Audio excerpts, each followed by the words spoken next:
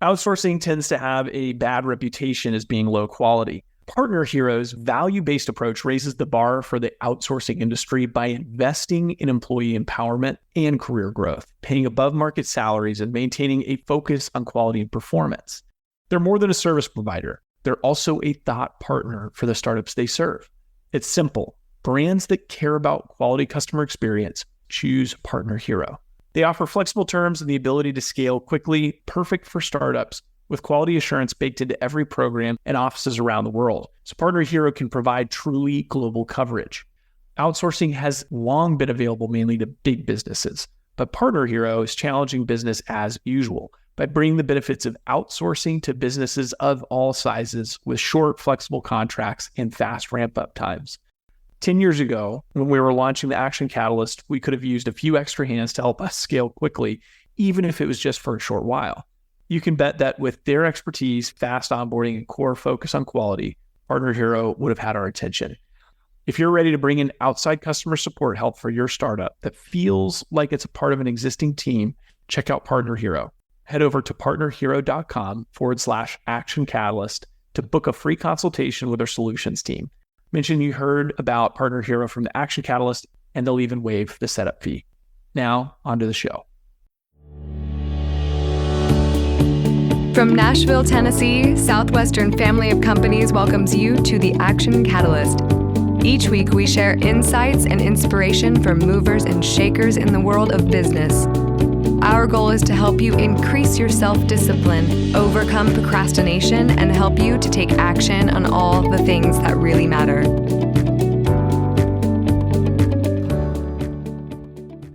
If you had only 90 seconds to make a presentation to your perfect prospects, what would you say? That's what we're talking about today, is how to make the perfect pitch. How do you get your point and your message across clearly and concisely in really any presentation? But it's going to be a fun way that we come at this because my guest is an expert on the pitch. Pitching investors and angel investors and VCs, and just helping entrepreneurs or people who have ideas go in and pitch to get funding. It's like the Shark Tank. And like the Shark Tank in real life, you don't have a lot of time to get your point across. You come under fire and they hear there's a lot of noise. And so you only have literally a few minutes to get your entire dream across. And I think it relates because no matter what kind of leading you're doing or selling you're doing, there is such a fight for people's attention spans that we all have a very short amount of time to try to capture people's attention. So I think this is relevant regardless of what product or service that you're selling or just having any kind of a message that you're communicating. And that's what we're going to talk about today. So it's super exciting. And then at the end of the show, John Livesay is our guest, and that's what he does. He's basically a pitch coach. He helps these people, these entrepreneurs and so forth with ideas, get in front of investors and talks about how to pitch and why some get picked up and some do not. And so we're going to talk through that. And then after the show, I'm going to give you my highlights of all the things that I learned. And a new thing, I'm going to translate it into 5 actionable behaviors that I want you to do after listening to this episode that I think will make an immediate increase in your sales. So we're going to take this all the way from the philosophical down to the practical, and you're going to walk out after listening to this episode, and you're going to know exactly how to take action. All of that and more on today's episode. We'll get started just after this message. This episode is sponsored by Southwestern Coaching. Southwestern Coaching has helped over 11,000 people increase their incomes by over 25% on average. As a successful salesperson, you know the importance of increasing your sales, but sometimes you might just need a little extra push and accountability to meet your goals and grow your business. Southwestern Coaching will help you increase your income through one-on-one sales and leadership coaching tailored specifically to your needs. Together, we will elevate sales. To schedule your free one-on-one business action planning session with a Southwestern coach, go to www.southwesternconsulting.com/action catalyst. Hey, a good friend of mine named Tim Sanders introduced me to John Livesay, who you are about to hear. And it means a lot to me when I get introduced from people that I respect like Tim. And John Livesay is a funding strategist. So this is pretty interesting. So he helps CEOs and kind of entrepreneurs craft a compelling pitch that engages investors in a way that inspires them to join a team, to join a startup and to give money. So he's actually the host of a podcast that's called the Successful Pitch Podcast, which has investors from around the world who listen in. And he's a pitch mentor at startfast.net, which is the #1 accelerator in upstate New York. And so John has a background in sales. For 20 years, he had a career with Conde Nast, one of the top media sales companies, was salesperson of the year for them. But to me, I was fascinated. You guys know, if you listen, I love Shark Tank, and sometimes I'm talking about Shark Tank. And just, here is a real life guy who is coaching people and helping them create pitches. And I think whether you're a speaker or a leader or you're running a church, we all got to use stories, and we're all making pitches. So I thought it would be cool to get his perspective. So John, welcome to the show. Thanks for having me. Yeah. So tell me a little bit, how did you get into this pitch world? How do you even start going into, I'm going to help people perfect their pitch to raise money and to attract investors. How'd you get into that? Well, my last position at Conde Nast was the executive director of corporate sales for all 22 brands, everything from Wired to GQ to Vanity Fair. And in addition to packaging print, digital, and video together from big brands like Lexus and Guess, they asked me to find startups that Conde Nast could use to help monetize the brands. And so I was doing all kinds of research looking for startups. For example, there's one called Haulstars, Haulstars. And they have a shoppable video player, which was helping solve the problem that people were not clicking on static banner ads. And therefore, there was no return on investment. And so the digital spend was going to go away until I found a solution to bring Haulstars in and make it a rich media versus a static banner, tell a story, and then people could click on it and buy the clothes that were being in the video and make that come to life. Well, the problem was when I brought the tech CEO in, was he really did not know how to pitch. And he confused the people at style.com. They weren't sure of the pricing and what problem it was solving. He was talking about how it worked. And I thought, let me work with him and help him fix his pitch. And then I went with the rep from style.com and the CEO to AG Jeans, and they said, this is exactly what we need. They did it. We got $30,000 worth of jeans sold in 5 days. So they were happy. He was off and running and got other clients. He had proof of concept. And I just realized, if only 1% of pitches get funded, I know why now. It's because the people who create these tech startups are not storytellers. They're left brain people, right? And they talk about how something works. And as you probably know, and all your listeners, that people buy emotionally from the right side of the brain and then back it up with logic. So you have to grab people's attention and paint a picture and make it really easy to understand. So that's what made me decide I'm going to help people craft a pitch so that they can get funded. So I think the average person, listening here to the show has probably never pitched an actual investor. A lot of people here probably have seen Shark Tank, right? And so they edit it down and it's like this, 2-minute interaction. Right. What do you think on average in a realistic scenario, if you are in front of a panel of VC or angel investors or whatever, how much time do you think you are going to have typically to get your idea across? Well, one of our clients, Cole Smith, was able to get in front of an angel group thanks to our connections and coaching, and they gave him 10 minutes to pitch and a 10-minute Q&A. So that's what's really important for your listeners to realize is not only do you have to have a great pitch, but you have to know the answers to the questions just like they do on Shark Tank. The minute you lose credibility, the answer is no. Or the minute you confuse people, the answer is no. And even if you're given 10 minutes, you only have 90 seconds to grab their attention, to pay attention to you for the full 10 minutes. So that's why it's so important to have a really strong opening. Mm-hmm. I love what you said there. The minute you confuse people, it's over. You can't confuse prospects never buy. We talk about that. And so let's talk about the 90 seconds. And I think you make a great point about the Q&A also. And I don't think we hear enough about that. I'd like to come back to that if we have time. But talk to me about the 90 seconds. So I got 90 seconds to pitch an idea? Because I think this applies to every salesperson that's out there, regardless of what you're pitching. So what are some of the things you should do and should not do in 90 seconds? Well, don't waste the opening with the boring cliche things, whether you're giving a talk, giving a pitch, thank you so much. It's a pleasure to be here, blah, blah, blah. You tune people out, right? Nobody listens to that. I encourage people to open with a really strong question that grabs their attention. Did you know that only 1% of pitches ever get funded? Oh, what? That might grab your attention, right?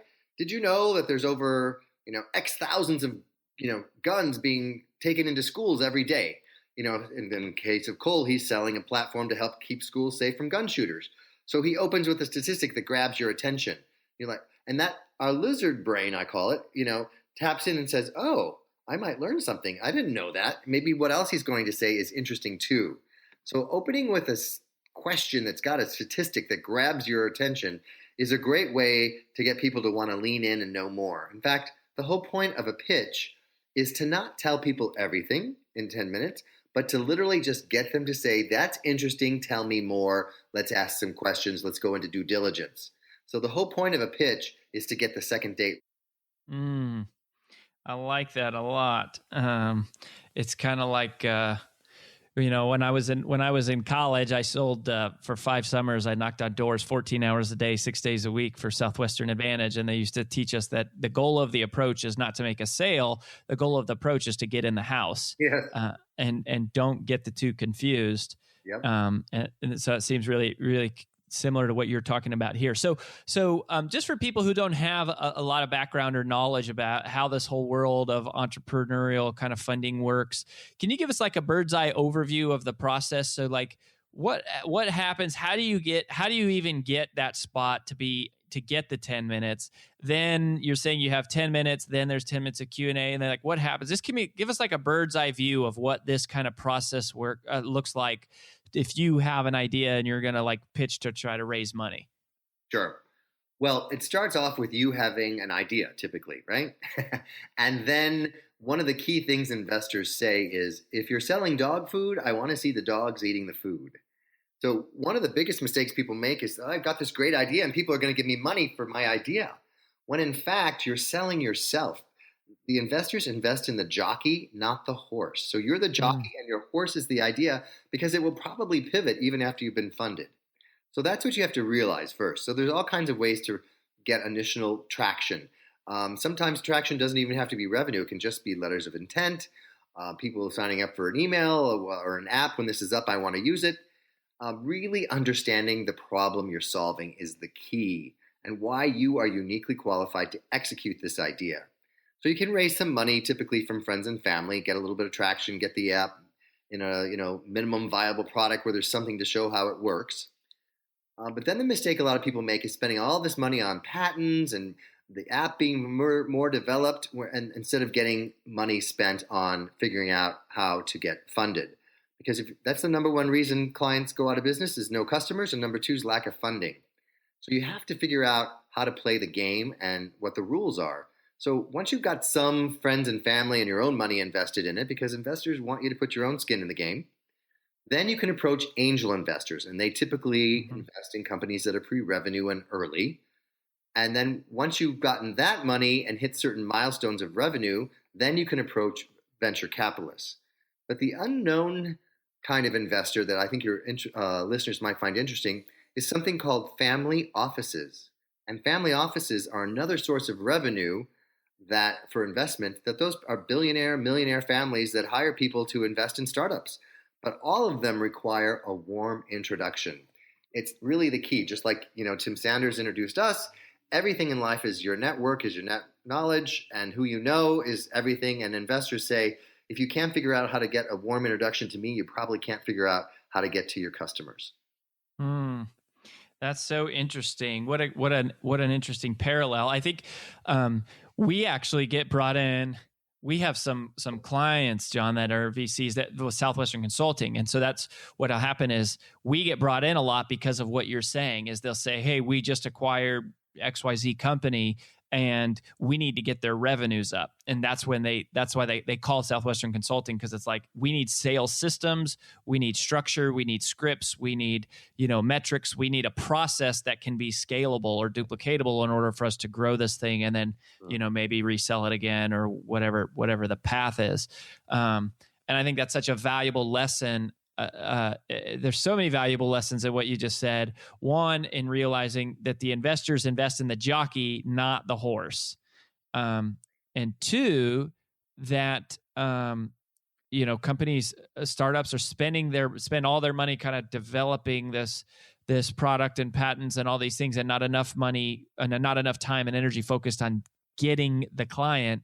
And then the other thing that you said, which I think applies to everybody listening, is it's all about understanding the problem. You have to have clarity about understanding the problem that you solve. Yes, but just to jump on that. The more you understand the problem, the better the investors think you have the solution. Mm-hmm.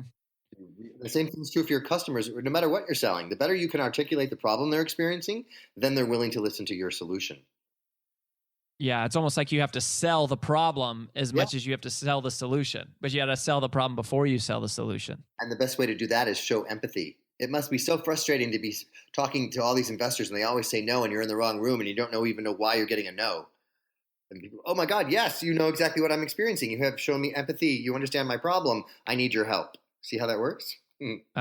So expand on that a little bit. So you kind of breeze through that right there, but I think that's powerful. So you're saying like, the almost like the script for articulating the problem is to show empathy with the customer. Yes, and I was giving an example of the people that hire us to help them get funded. So but when you're pitching an investor to get your startup funded, you have to show empathy for the customer, the problem you're solving. So let's say you're Uber, pitching an investor before this idea even started, right? How many times has this ever happened to you, right? You're standing in the rain in New York City, you can't get a cab, right? Or the line to get a cab in Vegas is a mile long and it's 100 degrees outside. Wouldn't it be great if you could have ordered? You understand the problem. But where the real secret sauce is if you put yourself in the investor's shoes and show empathy not only for your customer whose problem you're solving with your startup, but you show empathy for the investor. Gosh, I'm sure you've heard a lot of pitches today, and let me jump right into why this one's different. Or if I was in your shoes, I'd be looking for a big return on my investment too, and here's what I've got to do that. Here's my exit strategy. That really separates you. That's interesting. I've never really heard it said quite like that. I've heard, find the pain, understand the problem, but never articulate it by just like showing empathy, like as if it were explain it as if it were your problem. Yeah. And that's really, I think that's super powerful. Thanks. Well, that's the storytelling that comes alive. Because when you put people in a situation, you're painting a picture and then you're showing empathy at the same time. And that's what causes people to want to connect with you and work with you, because investors have to trust you, they have to like you, and they have to know you before they're going to invest in you. And those are all the unspoken things that are going on when you're pitching. So you have to realize if you have 10 minutes, don't spend 5 minutes on a product demo.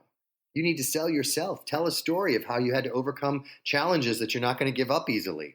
You asked earlier about tapping into the Q&A that you're going to get asked. You're going to get asked questions like, what made you come up with this idea? Why are you uniquely qualified to execute it? And then the big one is, how much does it cost to acquire a customer? If you haven't thought through some of those answers, you're not going to get funded. Mm-hmm.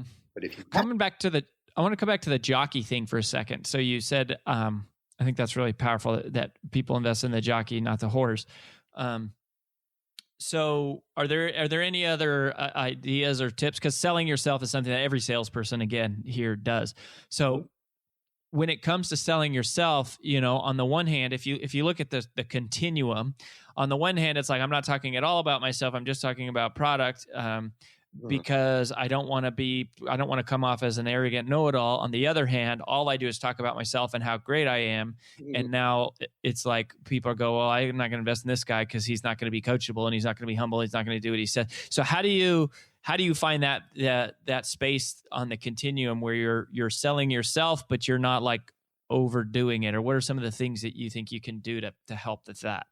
Well, I understand what you're saying because it sounds like, there's obviously a difference between being confident and being arrogant, right? That's your question.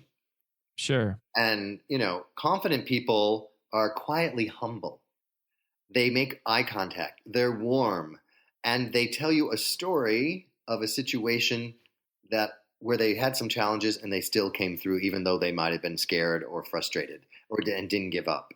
And for example, entrepreneurs who have had successful exits from other startups are gold. That's what investors look for because they know you've been through it before and don't give up easily.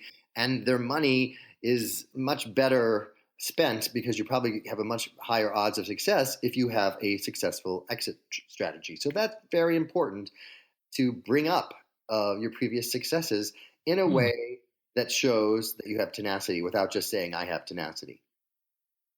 Mm-hmm. Yeah. Well, again, coming back to that story kind of a thing is not, hey, I've got it all figured out, but hey, here's something I've struggled through and can you relate? Right. Well, people remember your stories, not your numbers. And that's what's really the aha moment. If you tell me a compelling story and I hear 10 pitches in a day, I'm going to remember the one that has a great story that really stands out. Let me tell you an example of one. My client, Martin, came to me and I said, let's build your confidence up by stacking those moments of certainty in your life when you knew you nailed it. And he said, okay, well, one I came up with was I grew up in the Netherlands, but I'm originally from South America. And when I turned 18, my parents took me back to South America and dropped me off naked in the Amazon jungle to survive for 2 weeks. Oh my gosh. In my culture, that's the rite of passage into manhood. And I said, guess what, Martin? We just found the opening to your pitch because that grabs my heartstrings. That gives me goosebumps. I said, what did you learn surviving in the Amazon jungle? Well, I learned how to focus and pivot and persevere. I said, great. We're going to take those lessons from the Amazon jungle to the concrete jungle of being an entrepreneur. And when we had that honed and practiced, he won a pitch contest and got the funding he was seeking because when the investors put their head down at night on their pillow, they go, I put my money on that guy that survived the Amazon jungle because if he can survive that, he'll survive any obstacles. Mm-hmm. That is powerful. Yeah. And everyone has maybe not that dramatic of a story, but there is some story that will make you memorable to people and make it come alive. Mm-hmm. Just be like, I ran around my neighborhood naked for 2 weeks. And I didn't get caught. That's equally powerful.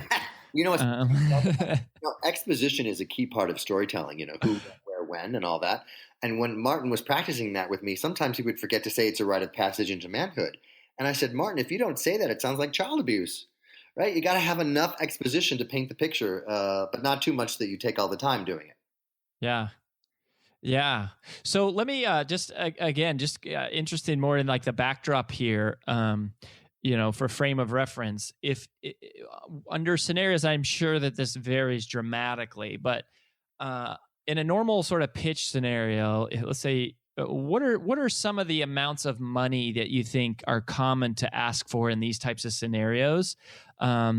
I mean, is it kind of similar like on Shark Tank? They're usually asking for somewhere between 50,000 and like $500,000 is kind of normal, and they're giving up anywhere from like 10% of their company to maybe like 50%. Is that pretty realistic in what you see out there in the kind of average world of pitching? Shark Tank, a lot of it's done for entertainment purposes, so keep that in mind. While it does give a lot of relevant information, some of it is a little too out there. For example, no investor should ever ask for 50% of your company because you want the founder to maintain a control in the company so that they're committed to making sure that this is a huge success. Once the founder loses 50% control, and he's basically working for somebody else at that point. The average valuation of a company that's pre-revenue is between $3 to $5 million.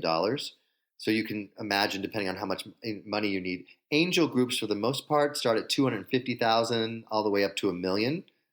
And once you hit certain milestones, then you go to VCs, which are looking to invest $2 to $3 million. Anything less than $250,000 typically is friends and family or even crowdfunding.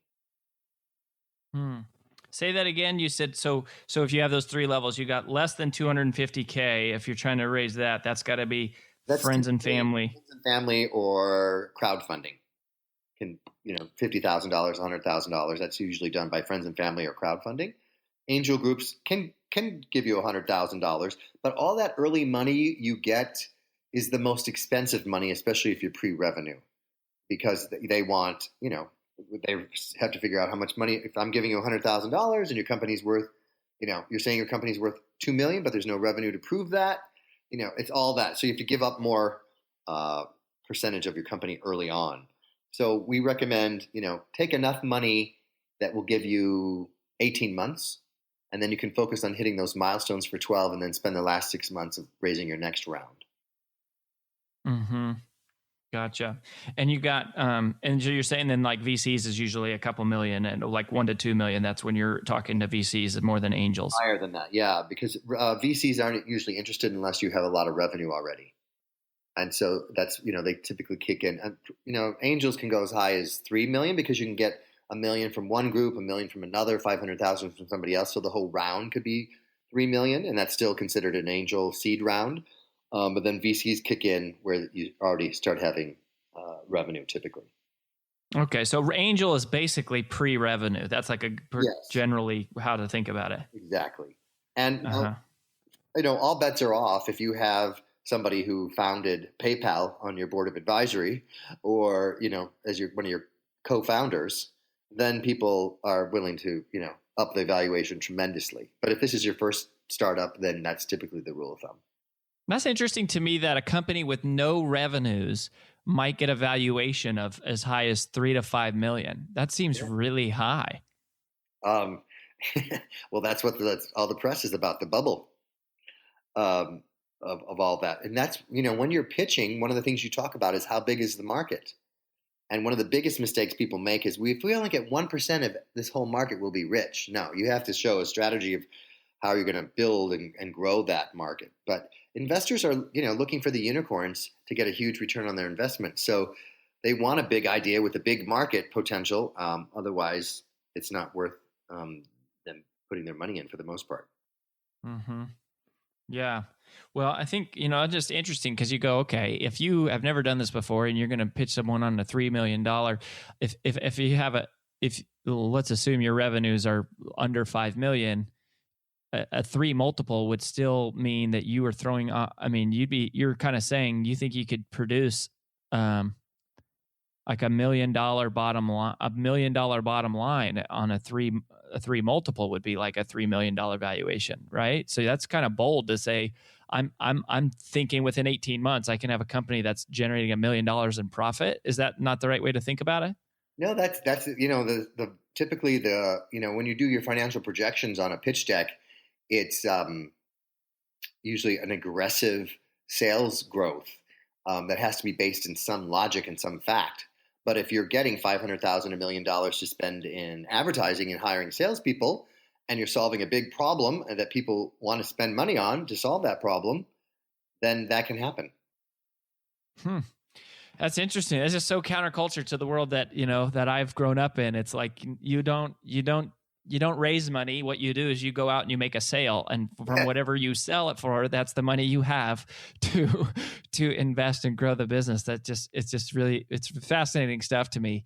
So John, I have a couple other questions for you, but before I do that, I want to make sure I don't skip over. This is so fascinating. This whole world is fascinating, and I think what you're talking about here of this, the concepts of being able to get your message across quickly and capture attention in 90 seconds and, basically convince somebody to give you tens of thousands or hundreds of thousands of dollars in a 10-minute window. It's really compelling. And so where do you want people to go to connect with you and kind of learn more about you and stay in touch? Sure. The easiest thing to do if you want to know the 3 mistakes to avoid when pitching is to text the word funding to 66866, and I'll send you a free PDF. Or you can just go to my website, johnlivesay.com, and you can see the Successful Pitch podcast there, or on iTunes, and watch a webinar and learn more about how to get your startup funded. Great. And what did you say? It's text funding to what? Yeah, 66866. 66866. Mm-hmm. Very, very cool. So last thing, your favorite closing secret is something I want to ask you about, because I said this over and I was like, So give me some examples, John. How do you think we could tie this back to a lot of our audiences in sales and because we've never really had anybody like you on the show, which I think is really, really interesting, and it's been awesome. But you said, well, one of the questions I should ask is your favorite closing secret, and I go, that's good, because that's what we need. So what is your favorite closing secret? My favorite closing secret, the old way of selling is ask somebody if they want to buy the house, for example, and then the first person who speaks loses, right? That's the old way of doing it. The closing secret that works is when you become comfortable with the silence in your head, you become comfortable with the silence in the room. So the secret is, would you like to buy the house? And then instead of all the negative self-talk that can kick in, like, oh my God, I really need this commission, or if I have to show him one more house, I'm going to lose my mind. You simply say to yourself, I am patient and calm 3 times while you decide whether he wants to buy the house or not. And he energetically feels it. And it's not a battle of who speaks first. I've had real estate agents double their sales just from that one secret. Because the minute you open your mouth and say, if I throw the refrigerator in, would you buy it then? You're back to negotiating. So becoming comfortable with silence by quieting the thoughts and becoming comfortable with the silence in your head is the best closing secret I've ever found and used. Interesting.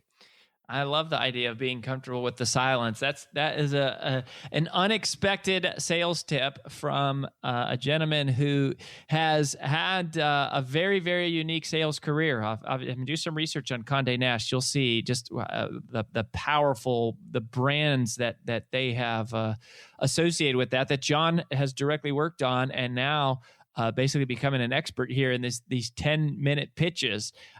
So if you're somebody that's interested in that, you need to definitely go check him out. And John, I appreciate you being here, and thanks for sharing some of your experience and some of your insights. It's been great. My pleasure. It's been a lot of fun. I don't know about you, but I find it fascinating having conversations like that. I love learning from people who are outside the normal mainstream that I might learn from. And I think there's so much value to it. I think one of the things that's so beautiful about Southwestern Consulting is what we do is we are like this incubator of great sales ideas, because our coaching clients are across all these different industries, right? And so what happens is we're coaching somebody that is a loan officer and they sell mortgages, and we're able to introduce to them an amazing idea that we learned from some dentists or an accountant, right? And vice versa. And I think there's so much power to learning from outside of the normal mainstream that you would learn from. And John is a great example of that. There were so many powerful ideas that, hey, yeah, maybe you're not an entrepreneur. Maybe you never plan on pitching to raise money, or maybe you just would never plan on needing money like that. But the power of that perspective, I think, is super, super, super just useful and valuable. So I wanted to highlight, I'm going to share with you kind of the 5 biggest highlights that I took from that, and also challenge you with 5 behaviors that I think that if you're in any kind of sales that you need, which is all of us, that you should take. And this is one of my goals that I have, is translating a lot of the stuff that we talk about here on the podcast to immediately actionable items for you, and kind of going, okay, here's what we talked about, here's what I took away, now here's what you can do. And that's something that we're moving as with all of our coaching clients. We're doing the same thing. We're always talking about, okay, here's how you put this into action. So I'm going to walk you through some of these ideas, because I think there's some real practical stuff that came out of that interview. So the number one first tip that hit me, what John was talking about, was when he said, the minute you confuse people, it's over. The minute you confuse people, it's over. Confused prospects never buy. You have to keep it simple. It has to be stupidly simple. People have to be able to articulate, without even thinking about it, what it is that you do exactly. And if they can't do it in one sentence, or really even a couple words, then you're making it too complicated, and that is a problem. right? We're not just competing for market share. We are competing for what Scott McCain calls mind share. And so we have to keep it super simple. It's a journey that Southwestern Consulting has been on.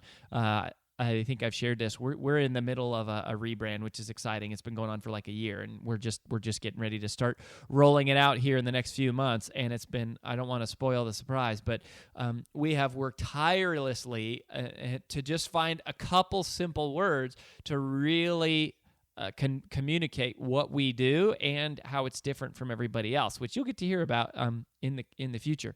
But so here's a behavior. Here's a challenge for you. What I want to do is I want to challenge you to shorten your next sales presentation by 25%. Shorten your next sales presentation by 25%. So if it's an hour, do it in 45 minutes. Like if you normally spend 10 minutes, try to do it in 7.5 minutes. Shorten your presentation, because what that does is that helps you really focus and boil it down to the essence. And that's what great salespeople do, is they communicate in terms of essence. And that's how you don't confuse people. The second tip, which is related, and this was the second big highlight for me as I went back and I was listening to everything that John said, was don't tell people everything you know. Don't tell them everything you know. And that will help you make sure you don't confuse people, and it helps keep it simple, and it helps keep it short. But this is one of the greatest challenges for salespeople, is we know so much. We have so much to share.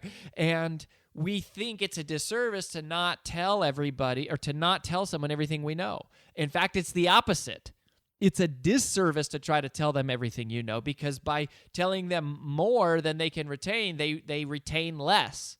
So less, but better, right? Less sometimes is better, or less but better, to take our recent past guest, Greg McEwen, author of Essentialism. And that's part of what we're talking about here too, is just finding the essential. So here is the behavior, is to tell stories. And more specifically, what I would like you to do is I would challenge you to write out your best customer story that shows the transformation, right? So without telling somebody what you do, just think about, okay, just say, if somebody said, well, what do you do for a living? You say, well, I work with people like Jane. And Jane was this. And Jane struggled with this. And Jane didn't think she could do this. But what we did with Jane was this. And the outcome of Jane's life was this. If you can have that down, like, that is the presentation. And people latch onto those stories. So you don't have to tell people everything. All you have to do is tell those stories. And, remember, when you're telling stories, that the story is the struggle. The story is in the struggle.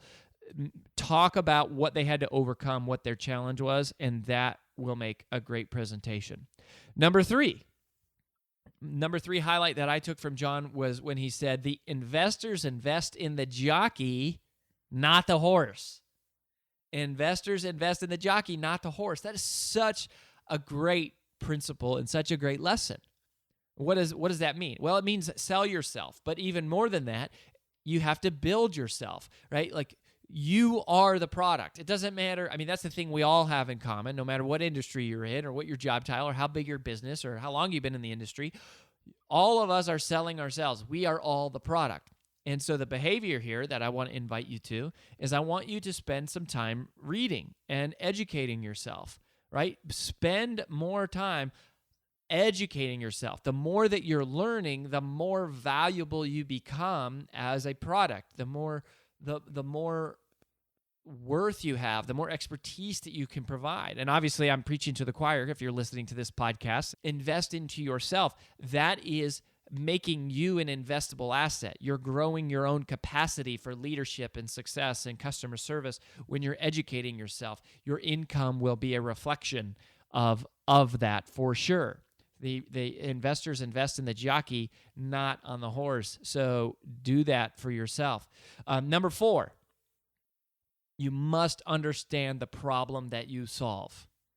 That was such a great highlight for me and reminder for me, was that you have to sell the problem as much as you sell the solution, right? Like people, even that phrase, solution-based selling, has become a popular catchphrase, and I get what people are saying with that, but that's not really what people are buying so much. I mean, I guess that what causes people to buy is not solutions, it's problems. And you have to be clear on the problem, and you have to be able to articulate the problem, and you have to be able to communicate the problem. The more you understand the problem that you solve, the more likely you are to make the sale. So here's the behavior. I want you to spend at least 25% of your next presentation talking about the problem, asking questions about the problem, demonstrating the problem, articulating the problem, right? The finding the problem or selling the problem is the sale. Last week, we had Rookie Roundup at Southwestern Consulting. We had some of our new team members, our new coaches, come into Nashville, and they were going through training. And we were listening to some live recordings and of some of the sales presentations from our team. And we were listening to this one, and somebody asked the question. They said, "Hey, how long should this presentation be?" And everyone went around the room, and they were talking about, well, normally, this conversation should last around 45 minutes. But when we listened to the recording, 3.5 minutes in, this live recording of one of our coaches asked a question that was so powerful, and the response that the prospect gave was so emotional. What I was telling everybody in the room is I said, she could have closed right there. It didn't have to be 30 minutes. It could have been 3 minutes. If you understand the problem that you solve, and if you get people emotional about that problem, and you get them, excited in a way about that problem, and you highlight or spotlight the problem, then that is the sale. You don't have to overcomplicate things. You don't have to tell people everything. You don't even have to tell them really anything about your product or service. If they get that you get what their problem is, then they will trust you to solve it. If they get that you get what their problem is, they will trust you to solve it. And it doesn't have to take 30 minutes. It can be 3 minutes. Boom, there's the problem. What's the impact of that? And you move forward. And then you explain to them how to get it, and you ask them for their business. You got to understand the problem. So I would encourage you to spend the first 25% of your presentation just focusing on making sure you find the problem. Now, if you find the problem, for goodness sake, don't just keep going just because you feel like you need to keep going. Find the problem, fill the problem, ask for the sale, move on. Find the problem, fill the problem, ask for the sale, move on. You don't have to expand. What you have to do is you have to get people emotional. If you can get them emotional in 3 minutes, that's all you need. You could sell a $250,000 service or $250,000 product in 3 minutes if you get that emotional response and you hit the heart and you pinpoint that problem. So don't overcomplicate it. Don't make it longer than it has to be. But in your mind, you want to at least be thinking of the behavior of dedicating more time to talking about the problem and selling the problem, and not as much time selling the solution. And we're making this shorter, right? You just cut off 25%, and now you're going to spend a fourth of what's left making sure you've got time allocated to talk about the problem, and then only a few minutes hitting on the problem and solving the problem, and then you move forward. And then last one, which is related to everything that we're talking about here, which was really, really cool, and I'd not heard anybody say this, and I mentioned it in the interview too, was show empathy. And not just show empathy, but articulate empathy. Articulate the pain that you're solving.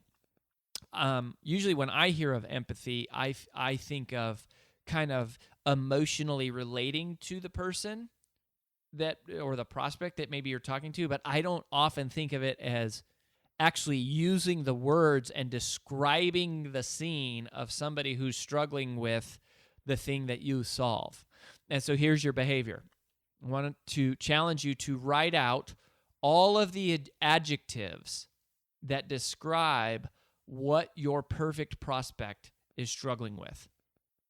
So just sit down and write out what are all the adjectives that describe my perfect customer, what are they struggling with? Because if you can nail that, then you will have clarified the problem. So if you're shortening your presentation, write out your best customer story, make sure you're reading and educating yourself, make sure at least you have budgeted a fourth of the time of your presentation to be talking about the problem rather than the solution. And if you have all the adjectives written out that describe the actual words that are the actual words that your prospect would use to describe the problem they are having, then you are well on your way. You are well on your way to increasing sales and to solving people's problems. And that's what this is about, right? And this stuff isn't none of the strategies and techniques and things that we talk about selling, none of it is meant to be manipulative. In fact, it's the opposite. A great salesperson, it feels it's less manipulative because it's less selling. You're not convincing people of things they don't want or they don't need, and you're not just pressuring and pushing and talking. All you're doing is finding out, do they have a need that you can solve? And if they have a need that you can solve, highlight that, get clear on that, tell them a story about somebody who had a similar problem that you solved, and then show them how to move forward. And that isn't selling, that is serving. It's saving people time, it's saving people energy, it's taking things that are otherwise complicated and complex, and it is making them concise and clear.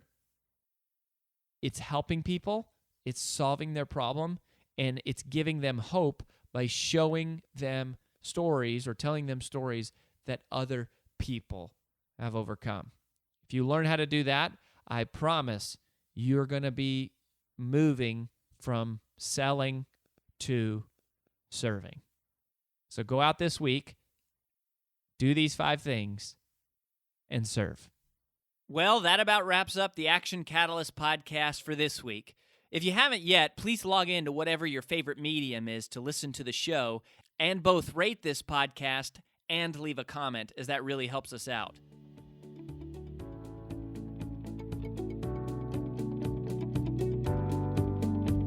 If you enjoy this podcast, please make sure to subscribe, leave a review, and screenshot this episode to share with your friends on social media.